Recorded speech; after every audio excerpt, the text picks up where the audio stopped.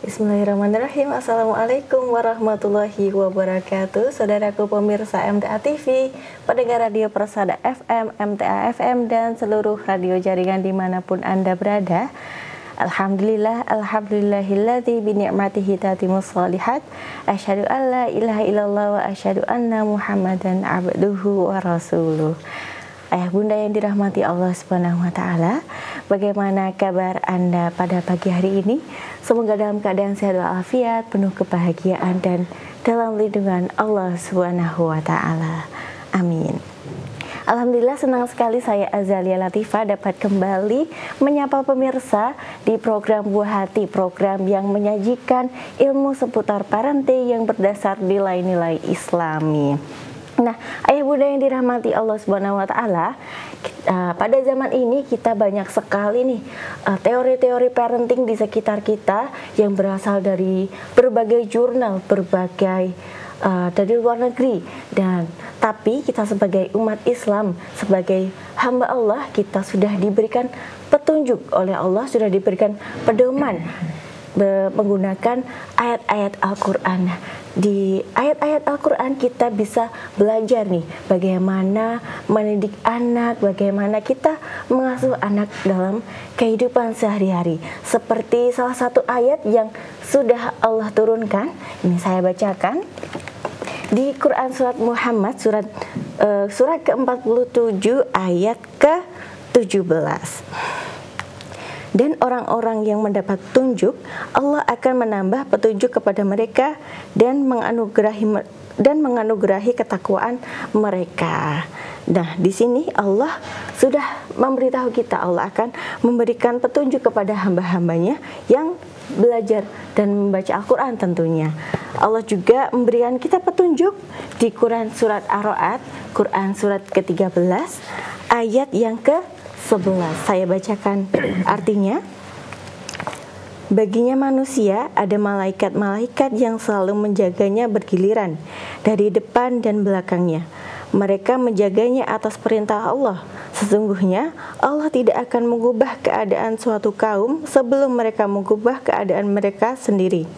Dan apabila Allah menghendaki keburukan terhadap suatu kaum, maka tak ada yang dapat menolaknya dan tidak ada pelindung bagi mereka selain Dia. Nah, dari dua ayat ini nih kita bisa banyak sekali belajar nih bagaimana kita sebagai orang tua bisa mengimplementasikan nilai-nilai kepada buah hati kita.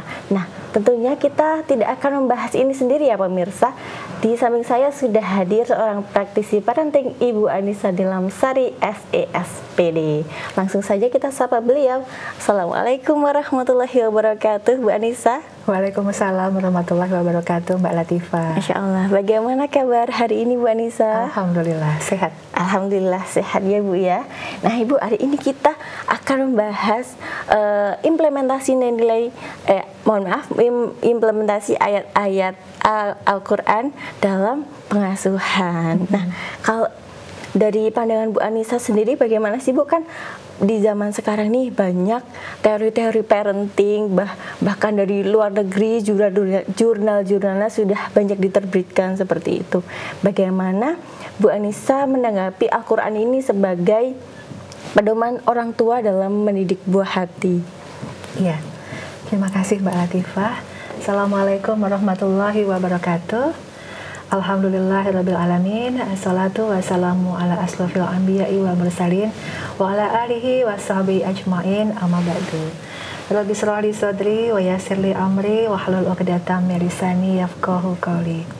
Pemirsa MTA TV dan juga pendengar radio Persada FM dan yang menyimak program Saatnya Wanita Berbicara di segmen Buah Hati ini, alhamdulillah senang sekali kita bisa berkumpul dan bertemu kembali pada acara ini. Mudah-mudahan acara ini bisa memberikan kepada kita sedikit wawasan sebagai tambahan ilmu pengetahuan agar kita senantiasa belajar dan mau membuka diri untuk menjadi orang tua yang lebih baik. Kita tahu Mbak Latifah bahwa Al-Quran itu adalah pedoman, Al-Quran dan hadis adalah pedoman hidup kita sebagai seorang muslim.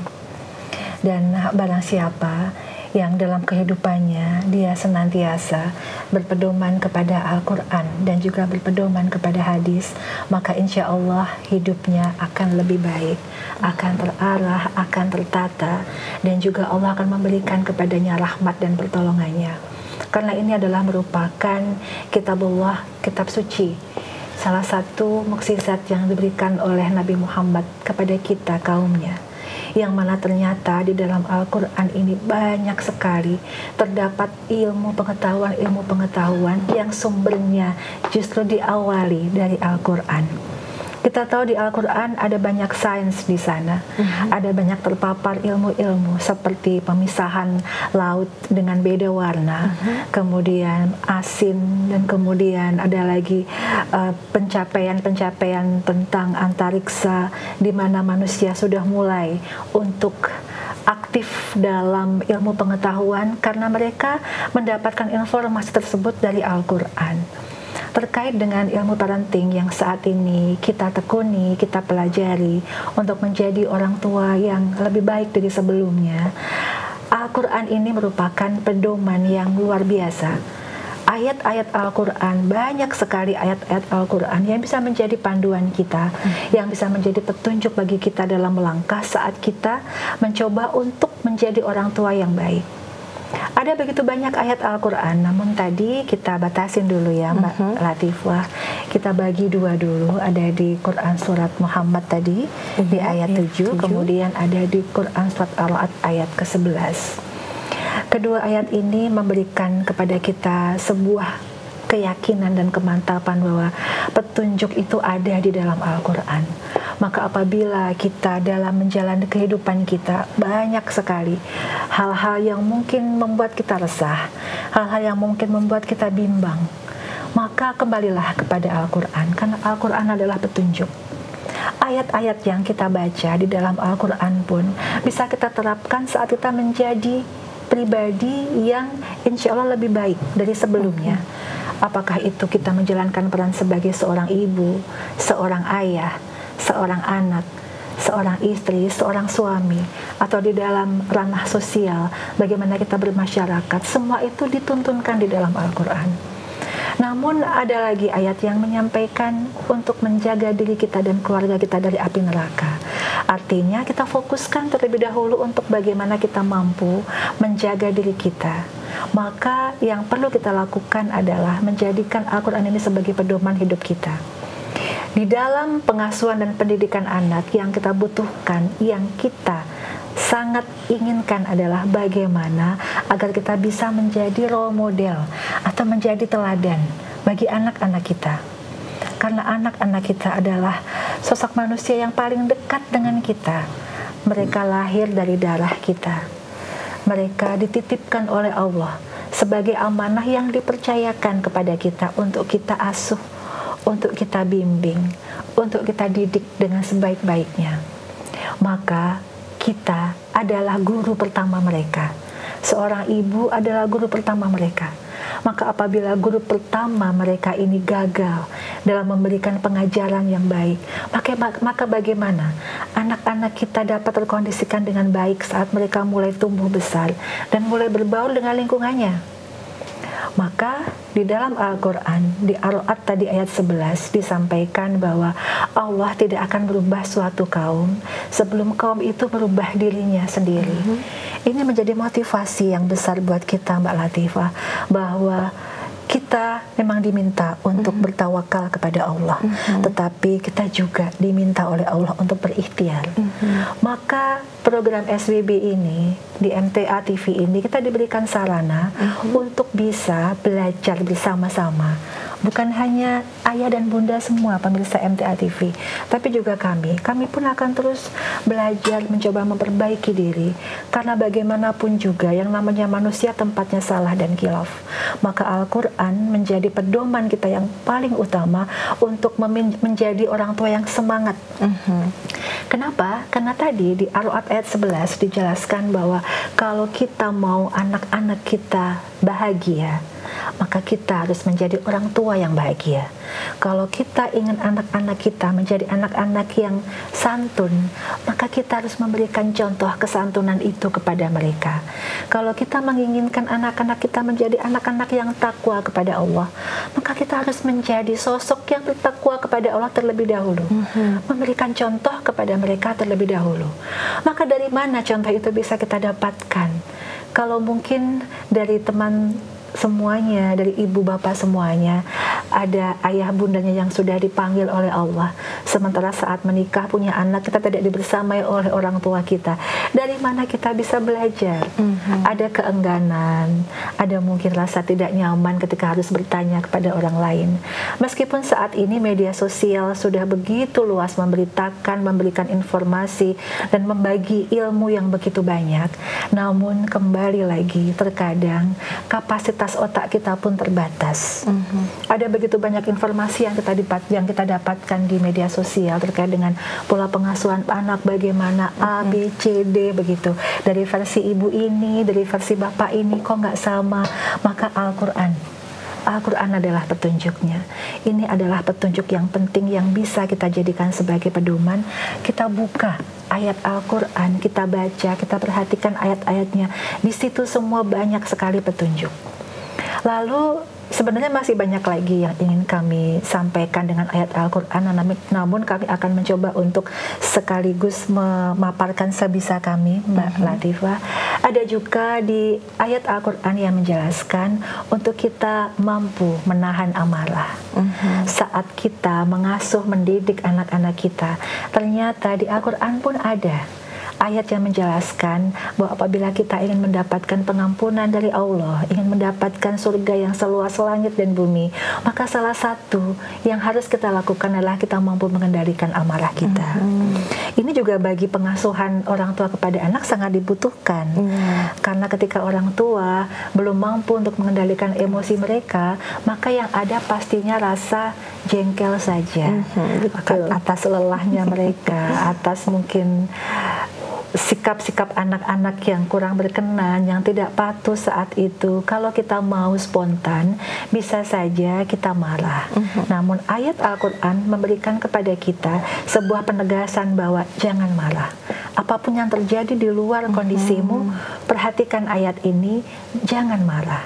Kendalikan untuk tidak marah, menahan amarah. Jadi ketika menahan itu kan ada pergolakan di dalam hati kita sebagai orang tua. Saya marah nggak ya? Baik nggak ya marah? Kalau saya marah bagaimana anak saya? Kita mempertimbangkan sisi baik dan sisi buruk ketika kita meluapkan emosi kita. Kemudian kita juga bisa melihat di ayat Al-Quran yang lain, yaitu ada juga yang barang siapa menolong agama Allah, maka Allah akan menolongnya. Dalam kehidupan kita menjadi orang tua, ketika kita mencoba untuk menjadikan anak-anak kita lebih baik, kita tidak bisa sendirian. Kita butuh pertolongan Allah untuk membantu kita menemukan jalan keluar terhadap masalah yang kita hadapi. Baik itu permasalahan yang terjadi antara kita dengan anak kita atau anak-anak kita dengan lingkungan sosialnya. Lalu bagaimana implementasi ayat ini? Implementasi ayat yang terkait dengan apabila kita menolong agama Allah, maka Allah akan menolong kita apabila kita sebagai orang tua menjadikan setiap langkah kita adalah ladang amal. Maka insya Allah kita sedang menegakkan ayat Al-Quran, sedang mempraktekkan, sedang mengamalkan Al-Quran dan hadis dalam kehidupan kita. Maka ini bisa dikategorikan sebagai seseorang yang mengamalkan, menolong agama Allah. Menolong agama Allah karena memegang teguh apa yang Allah perintahkan. Kita yakin bahwa ketika insya Allah kita menjaga sholat kita, baik sholat wajib kita, sholat sunnah kita menjaga hal-hal baik dalam diri kita, seperti kita bersedekah, kemudian berinfak di jalan Allah. Ketika kita yakin itu bahwa insya Allah ketika saya menolong agama Allah, maka Allah akan menolong permasalahan saya. Keyakinan itu apabila betul-betul kita yakini, dapat kita rasakan dalam kehidupan kita sehari-hari. Ketika kita tidak tahu tentang kehidupan anak-anak kita di luar, ternyata Allah menolong anak kita dengan membersamai anak kita berada di lingkungan yang baik. Karena kita tidak tahu ketika anak kita contohnya mereka sudah kuliah, mereka harus keluar kota, atau mereka sudah menjadi dewasa, memiliki karakter yang sudah berbeda dengan ketika masih kecil. Siapa yang menjaga lingkungannya? Pastinya kita tidak bisa 24 jam mengawasi anak-anak kita. Tapi saat kita melakukan perintah-perintah Allah, tetap istiqomah dengan hal-hal yang baik, kita serahkan kepada Allah atas apa yang terjadi kepada anak kita, maka turunlah pertolongan Allah. Maka Allah yang akan menjaga anak-anak kita. Diberikan oleh Allah lingkungan yang baik, teman yang baik, yang membuat anak-anak kita insya Allah tetap berada di jalan yang baik. Mungkin seperti itu. Masya Allah. Jadi bisa kami pahami nih Bu, bahwa kalau kita kembali membuka ayat-ayat Allah, kita pahami kembali, setiap ayat Allah itu bisa kita jadikan panduan untuk kita sebagai orang tua dalam mengasuh buah hati kita. Ya, Masya Allah. Nah Bu Anissa, kalau di zaman sekarang ini itu kan banyak ya teori-teori parenting, bahkan influencer itu di sosial media itu membagikan bagaimana cara mereka mendidik anak mereka. Tapi kita sebagai umat Islam, sebagai orang Muslim, mengapa sih kita harus menjadikan Al-Quran dan As-Sunnah tentunya menjadi dasar utama kita nih dalam mengasuh buah hati kita? Mungkin ada nih, kok susah ya mempraktekkan Al-Quran ayat ini, tapi kalau di teori yang dibagikan influencer ini bisa kita terapkan. Ini bagaimana Bu? Iya. Saya sendiri senang membaca dan buku-buku psikologi, buku-buku parenting. Ternyata itu semua banyak sekali bersumber dari Al-Quran. Hanya mungkin kemasannya saja yang sedikit dirubah. Para influencer pun, para motivator, kemudian para pakar sebenarnya menjadikan Al-Quran ini sebagai pedoman mereka.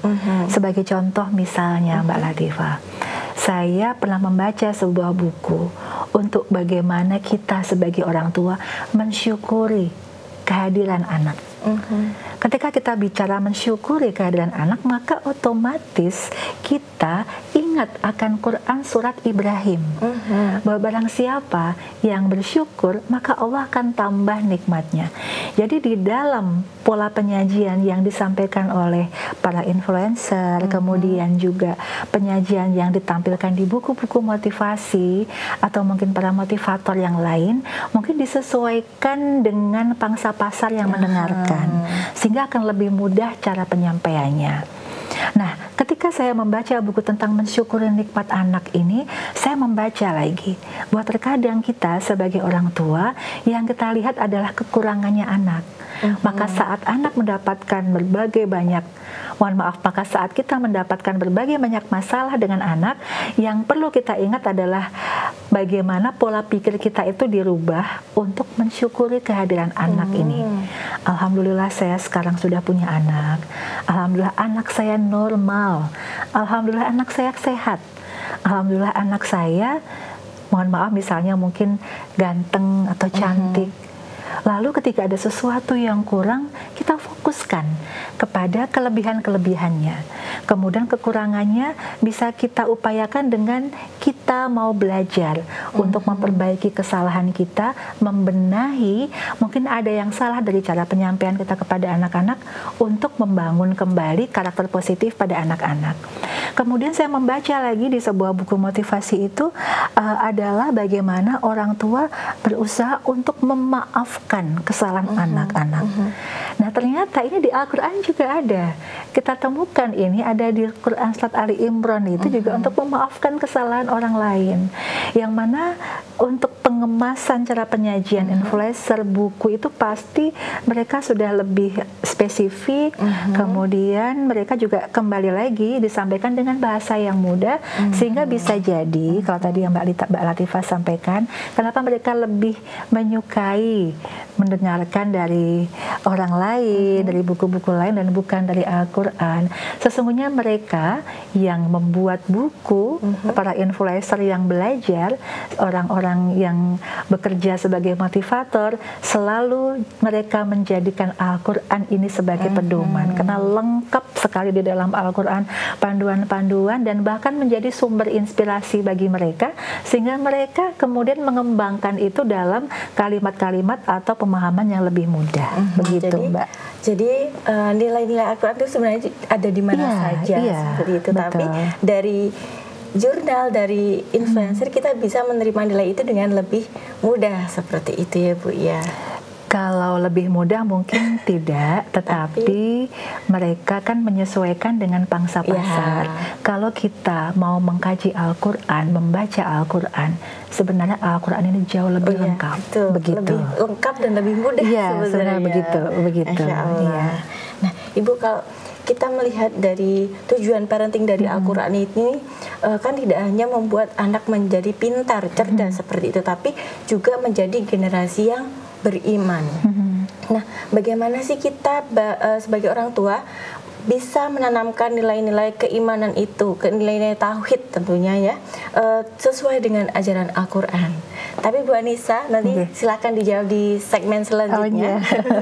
Baik pemirsa dan pendengar dimanapun Anda berada, kami tentunya mempersilahkan Anda untuk bisa bertanya kepada Bu Anissa Dilamsari mengenai tema kita hari ini, implementasi ayat-ayat Al-Quran dalam parenting. Anda bisa menghubungi di line telepon 02716793.000 atau melalui pesan WhatsApp dan SMS di nomor 08112553000. Kita akan lanjutkan perbincangan ini setelah informasi-informasi menarik berikut ini.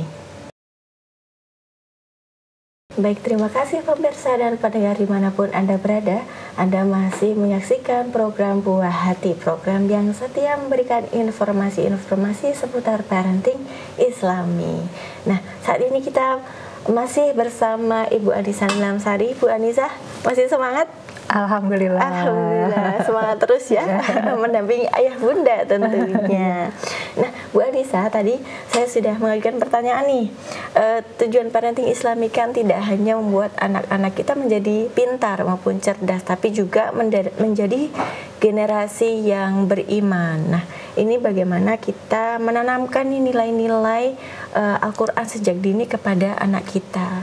Iya. Pemirsa MTA TV dan juga pendengar radio Persada FM yang dirahmati Allah, ayah bunda semuanya, kita bersyukur sekali bahwa kita berada dalam lingkungan yang dekat dengan Al-Quran. Nah, ketika Allah memberikan kesempatan itu, maka jangan sia-siakan apa yang telah ada pada diri kita, yaitu kesempatan kita ketika kita dipercaya untuk dekat dengan Al-Quran, bersama dengan Al-Quran, bahkan belajar Al-Quran. Maka rasa syukur ini harus kita tingkatkan kepada anak-anak kita. Ketika kita sudah mengamalkan apa yang Al-Quran ajarkan kepada kita, maka kita bisa menyampaikan ini kepada anak-anak kita. Yang paling penting saat ini yang dibutuhkan dari anak-anak kita adalah keteladanan. Maka saat mereka melihat orang tuanya rajin sholat, kemudian menambah sholat wajibnya dengan sholat sunnah, atau mungkin praktek-praktek ibadah yang lain yang biasa mereka lihat dari orang tuanya, maka ini juga bisa menjadi salah satu langkah untuk menanamkan kecintaan mereka kepada Al-Quran. Kemudian kita juga bisa mengajak anak-anak kita untuk belajar Al-Quran, baik mendampingi anak-anak dalam kegiatan kajian-kajian, dan itu sangat bisa mensupport mereka untuk mau mendengarkan secara aktif, membuka Al-Quran secara aktif, dan kemudian mencerna dari apa yang disampaikan oleh para ustadz pada saat pengajian. Hal ini juga pastinya akan menjadi salah satu indikasi untuk menumbuhkan semangat dan kecintaan anak-anak kita kepada Al-Quran untuk menjadikan mereka generasi-generasi yang lebih baik. Dua hal ini saja apabila kita lakukan dengan baik, insya Allah anak-anak itu sudah melihat bagaimana ayah dan bundanya tidak hanya belajar Al-Quran, tetapi juga mengamalkan apa yang ada di dalam Al-Quran. Dan ketika mereka berpandangan positif kepada kita sebagai orang tuanya, maka akan tumbuh rasa cinta itu, Mbak Latifah. Dari keteladanan yang kita berikan, kemudian bagaimana kita mempraktekkan ilmu yang sudah Al-Quran Al-Quran sampaikan, yang sudah Al-Quran pelajari, seperti tadi yang berkaitan dengan mampu menahan marah, memaafkan kesalahan mereka, mau menahan marah kepada mereka misalnya, kemudian kita senantiasa berprasangka positif kepada anak kita, itu semua ada di dalam Al-Quran. Dan mungkin bisa jadi karena kita senantiasa menolong agama Allah, kita juga bisa menyampaikan ini kepada anak-anak kita dalam percakapan sehari-hari. Sebagai contoh, alhamdulillah nak, Bunda tadi hari ini ngaji, terus Bunda berdoa mudah-mudahan kamu diterima, misalnya masuk ke universitas negeri atau mungkin sekolah-sekolah yang diimpikan. Alhamdulillah Allah mendengarkan doanya Bunda, dan ini semua karena pertolongan Allah. Tadi antara Bunda harus, mohon maaf ini misalnya mungkin melakukan aktivitas yang lain sama mengaji, Bunda fokuskan untuk memilih mengaji, dan Bunda yakin insya Allah Allah akan menolong Bunda, dan qadarullah kamu keterima di PTN yang kamu harapkan. Sambil hal ini kita sampaikan kepada anak kita, hal ini juga perlu menjadi pelajaran bagi mereka bahwa masuknya mereka ke sekolah-sekolah yang mereka harapkan, atau mungkin ada sesuatu yang memberikan keberuntungan untuk anak-anak kita, itu semuanya tidak didasarkan hanya atas kepintaran mereka saja, tetapi juga kita bisa sampaikan kepada mereka melalui lisan kita, ada keterlibatan Allah di dalamnya, ada kuasa Allah, kemudian ada peran kita yang karena kita senantiasa fokus dengan yakin akan pertolongan Allah, maka Allah akan membantu kita. Itu bisa kita narasikan kepada anak-anak kita sehingga mereka paham, oh jadi saya bisa masuk fakultas yang saya mau itu bukan hanya karena kepintaran saya saja, ini ada pertolongan Allah. Nah, tinggal kita bagaimana sebagai orang tua mulai dan berniat sungguh-sungguh untuk mampu merubah diri kita seperti apa yang telah Al-Quran tuntunkan kepada kita, sehingga insya Allah teladan dan juga secara nyata kita mengajak mereka untuk datang ke pengajian, senang mendengarkan pengajian, membaca langsung Al-Quran, mendengarkan ceramah, maka insya Allah nilai-nilai dan nilai-nilai agama dan keimanan mereka akan tumbuh di situ, Mbak Latifah. Baik, tentunya peran orang tua ini sangat penting ya, menjadi role model, menyampaikan pesan-pesan kebaikan Allah melalui kita sebagai orang tua, seperti itu. Nah Ibu, ini ada pertanyaan yang masuk melalui WhatsApp, saya bacakan. Assalamualaikum warahmatullahi wabarakatuh, saya Rina dari Klaten. Anak saya usianya 6 tahun, kadang masih sulit diajak sholat. Saya jadi teringat ayat Al-Quran tentang perintah sholat. Bagaimana cara yang tepat mengimplementasikan ayat tersebut dalam mendidik anak agar mencintai sholat tanpa memaksa mereka? Iya, nah ini juga luar biasa ya. Terima kasih kepada Ibu yang menanyakan tersebut. Artinya kita sudah bisa melihat bahwa perintah sholat ini adalah perintah yang bukan perintah kita, tapi ini adalah perintah Allah untuk anak kita. Kalau kita sudah melibatkan diri kita untuk senantiasa mentaati, kemudian mengamalkan apa yang sudah Allah perintahkan kepada kita, maka yang perlu kita pegang adalah kesungguhan kita. Ketika anak sudah berusia 6 tahun, maka kita bisa mengajak anak kita, yuk ikut Bunda sholat. Jadi tidak perlu terlalu banyak kata-kata yang dijelaskan, ikuti aja Bunda sholat. Kemudian hal itu pastinya sudah panjenengan lakukan ketika anak-anak itu masih kecil. Ketika mereka, kadang saya melihat ibu-ibu gitu ya, anaknya masih bayi, ibunya sholat. Ketika anaknya masih merangka, ibunya sholat. Mereka sudah terbiasa melihat orang tuanya sholat. Nah, tinggal di usia 6 tahun ini yang mereka sudah mulai lebih bisa berpikir, maka dijelaskan bahwa nak, ini perintah sholat itu wajib. Jadi kenapa Bunda harus sholat 5 kali? Ini perintahnya Allah. Maka adik atau kakak ikutin sholatnya 5 kali juga ya, kayak Bunda, karena ini perintahnya Allah. Terus disampaikan seperti itu. Bahkan ketika mungkin anak masih bolong-bolong, terus kita edukasi mereka supaya mereka juga cinta. Melaksanakan sholat itu bukan sebagai beban, tapi ini sebuah kecintaan dan sebuah kewajiban yang memang Allah perintahkan, bukan kita yang meminta, tapi ini Allah yang meminta. Maka tak henti sampai di usia 6 tahun saja, bahkan hingga usia 10 kalau anak nggak mau sholat kan kita juga diperintahkan untuk memukulnya. Itu mengindikasikan bahwa sebagai orang tua jangan menyerah untuk terus mengingatkan anak-anak kita terkait dengan ibadah-ibadah yang ini wajib untuk kita lakukan. Begitu Mbak Sekar. Mbak Latifah. Maaf Mbak Latifah, mohon maaf. Iya, nggak apa-apa. Ini ada pertanyaan lagi Bu dari seorang ayah. Iya. Sekarang anak-anak remaja lebih senang bermain gadget daripada membaca Al-Quran. Bagaimana orang tua bisa menanamkan nilai Al-Quran agar anak-anak punya filter dan tetap menjadikan Al-Quran sebagai pedoman meskipun mereka hidup di era digital seperti saat ini? Iya.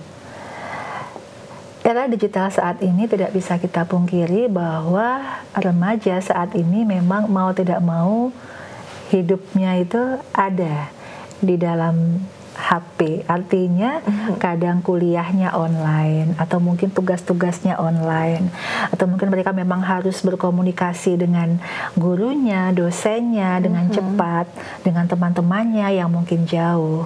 Jadi era digital itu bisa kita lihat sisi positifnya. Kita tidak hanya melihat sisi negatif dari era digital ini. Kita tidak diperkenankan juga untuk melarang anak kita pegang HP. Karena bisa jadi HP ini tidak mempengaruhi sekali terhadap perkembangan anak. Bisa jadi yang membuat anak-anak ini kenapa akhirnya memilih bermain HP, karena komunikasi dengan orang tua bisa jadi tidak menyenangkan. Bisa jadi kita sebagai orang tua ketika berkomunikasi dengan anak itu membosankan, sehingga anak-anak lebih nyaman ketika dengan HP-nya. Nah, ini hanya sebagai sebuah contoh saja. Kita tidak bisa memungkiri bahwa inilah dunia mereka, maka yang kita lakukan adalah seimbangkan. Seimbangkan antara era digital ini dengan keinginan dan harapan kita. Boleh kok pegang HP atau mungkin di situ mau main game boleh, tapi jangan lupa tuh tetap ikut kajian gelombang. Kemudian jangan lupa tiap hari ada target baca Al-Quran dan sebagainya. Nah, itu bisa kita sampaikan kepada anak sehingga anak merasa dihargai sebagai seorang anak. Ketika mereka, kenapa sih Bunda, kan HP ini kan juga buat tugas, ngerjain tugas, informasi dari dosen, dari guru, bahkan sekarang semuanya itu kumpulkan di dalam HP. Untuk mengerjakan sesuatu itu semuanya ada di HP kita. Saya pakai HP ini nggak buat macam-macam, hanya untuk itu. Nah, kita terima itu, lalu kemudian kita seimbangkan.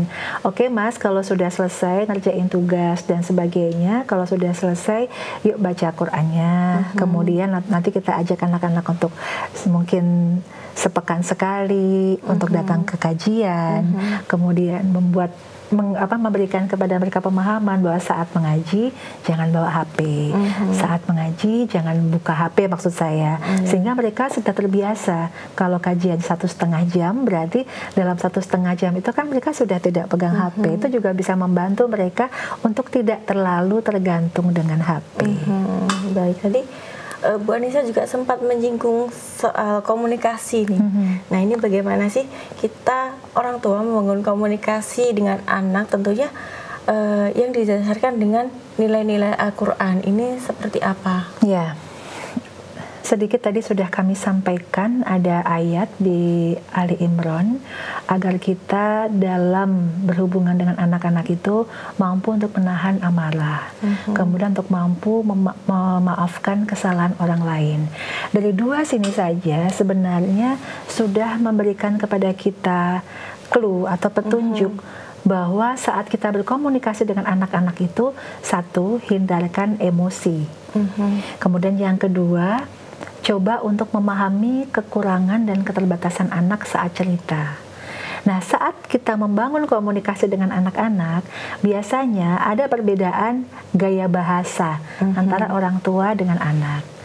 Nah, kalau zaman sekarang, anak-anak itu kan lebih simple ya kalau bicara. Jadi kalau nggak mau ya bilang nggak mau aja. kemudian mereka juga nggak mau berbelit-belit seperti kita. Maka pahami itu. Nah, itu adalah bagian dari implementasi kita untuk memaafkan kesalahan anak-anak kita, memaklumi mereka. Kemudian ketika tadi kita gunakan ayat yang menjelaskan untuk mampu menahan amarah, tahan dulu. Ketika dalam berkomunikasi, saat anak kita menyadari sesuatu yang tidak menyenangkan, mungkin kita inginnya marah. Tahan dulu lah. Ini juga dari segi parenting bagus juga untuk kita bisa menjadi orang tua yang proaktif mendengarkan anak. Jadi anak mau menyampaikan apa, hati kita mungkin bergejolak, ya kita istighfar. Sepanjang anak kita cerita yang mungkin tidak menyenangkan, kita astagfirullahaladzim, ya Allah, bantu hamba ya Allah untuk tidak marah, untuk tetap tenang gitu. Nah, kemudian juga ada juga petunjuk yang menjelaskan di hadis itu untuk senyum adalah sedekah, kan begitu. Saat kita mencoba untuk mempraktekkan senyum adalah sedekah, kenapa tidak kita sampaikan, tidak kita praktekkan ini kepada anak-anak kita? Saat anak-anak kita berbicara dengan kita, menyampaikan sesuatu dengan kita, maka yang kita tampilkan adalah wajah yang penuh senyum, bukan wajah yang cemberut, yang marah, yang geram, yang menakutkan. Karena patokan kita adalah ini sedekah. Semoga saat saya berbicara dengan anak saya dan ketika saya tersenyum dengan anak saya, ini bisa menjadi ladang amal bagi saya, bernilai sedekah dan pahala dari Allah. Ya, begitu. Bahkan anak-anak itu sudah hafal hadisnya. Tabassumuka fi wajhi hika sodako. Iya, betul. Jadi kita sebagai orang tua juga harus bisa nih mengamalkan itu dan mencontohkan yang baik kepada anak kita. Tadi yang disampaikan Bu Anissa, kita bisa pelajari bahwa sebelum kita membangun komunikasi kepada anak, terlebih dahulu kita mengendalikan emosi dalam diri kita. Masya Allah. Nah, Bu Anissa, ini sudah ada pertanyaan lagi yang masuk dari Hidayat dari Jogja. Anak saya ada 3, kadang mereka sering bertengkar, berebut mainan atau perhatian. Dalam Al-Quran kan ada kisah tentang Nabi Yusuf dan saudara-saudaranya. Bagaimana orang tua bisa mengambil ibrah dari kisah itu untuk mengajarkan anak-anak agar rukun dan tidak saling iri? Iya. Ada sebuah buku yang pernah kami baca yang mengaitkan parenting terkait dengan kisah Nabi Yusuf. Hikmah yang bisa kita ambil sebagai orang tua adalah wajar apabila kita sebagai orang tua mengidolakan salah satu anak kita yang memang unggul, baik itu akhlaknya, perilakunya, ataupun prestasinya. Itu adalah hal yang wajar. Maka dijelaskan juga bahwa saking cintanya ayah Nabi Yusuf itu kepada Nabi Yusuf, ketika kehilangan Nabi Yusuf, beliau menangis dan kemudian kan menjadi buta. Iya. Itu karena kecintaan yang berlebihan kepada seorang anak. Pelajaran yang bisa kita ambil adalah perlakukan anak-anak kita ini dengan sama. Istimewakan setiap anak. Jadi ini ilmu parenting yang perlu bisa kita pelajari. Istimewakan setiap anak meskipun sesungguhnya di dalam hati kita punya nih sosok yang luar biasa, yang wah ini anakku yang nomor 1 nih memang top deh dibandingkan dengan yang kedua, ketiga. Tapi bagaimana kita bisa mampu menahan lesan kita untuk membandingkan mereka atau kelihatan betul mencolok sikap kita kepada anak kita yang menjadi idola kita. Nah, ini merupakan pelajaran bagi kita sebagai orang tua untuk mau menerima kekurangan dan keterbatasan anak kita. Artinya ketika Allah menitipkan 3 anak sekaligus, tidak semuanya itu sama. Dan setiap anak itu memiliki keunikan sendiri-sendiri. Ada anak yang lebih anteng, lebih manut, tapi anak yang aktif. Nah, karakter inilah yang harusnya kita sebagai orang tua mau belajar, sehingga kita tidak menjadi orang tua yang pasif, yang hanya kemudian anakku yang nomor 1 manut, yang nomor 2 enggak gitu. Jangan hanya seperti itu. Tapi bagaimana ketika 3 anak ini yang dititipkan Allah kepada kita, bisa kemudian kita perlakukan mereka sesuai dengan karakternya masing-masing. Bagaimana kita sebagai orang tua bisa menata lisan kita, pikiran kita untuk membersamai 3 anak yang berbeda ini, sehingga hal ini bisa menjadi sebuah praktek yang tadi disampaikan oleh Mbak Latifah di kisah Nabi Yusuf itu, agar kita tidak condong kepada anak kita yang satunya, karena kalau di kisah Yusuf itu kan kecemburuan itu kan sangat kelihatan sekali atas kecintaan yang berlebihan kepada Nabi Yusuf, yang membuat iri dengki ini muncul sehingga mereka tidak suka kepada Nabi Yusuf dan ingin melenyapkan Nabi Yusuf. Namun insya Allah ini adalah pelajaran yang bisa kita ambil untuk kita sebagai orang tua menerima apa yang telah ditetapkan oleh Allah kepada kita. Ketika anak kita yang pertama baik, alhamdulillah. Yang kedua tidak baik, alhamdulillah.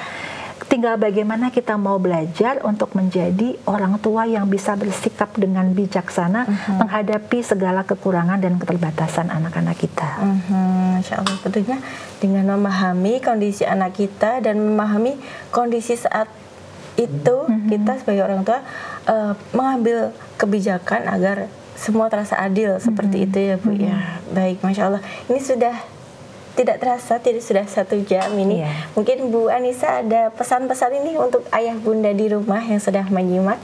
Iya, alhamdulillah Rabbil Alamin. Terima kasih kepada ayah bunda yang masih setia menyaksikan program Buah Hati ini. Hanya kepada Allah saja kita memohon pertolongan, dan Allah telah memberikan kepada kita sebuah pedoman yang luar biasa, yaitu Al-Quran dan hadis untuk menjadi penuntun hidup kita. Maka bacalah Al-Quran, pahamilah ayat-ayat Al-Quran, dan amalkan apa yang sudah Al-Quran ajarkan dan sampaikan kepada kita. Dalam hal pengasuhan anak, maka di dalam Al-Quran begitu banyak ilmu yang bisa kita praktekkan untuk menjadi sebaik-baik manusia adalah manusia yang bermanfaat bagi orang lain.